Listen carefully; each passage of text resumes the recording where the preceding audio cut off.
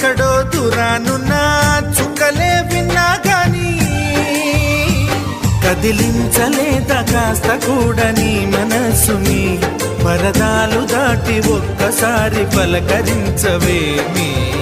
అందరినీ ఇలా వెంటపడి అడగాల సరదాగా నువ్వే ఎదురైతే సరిపోదా నిద్రపోతున్న రాత్రి నడిగా గుడ్డికి చేరిన గువ్వల నడిగా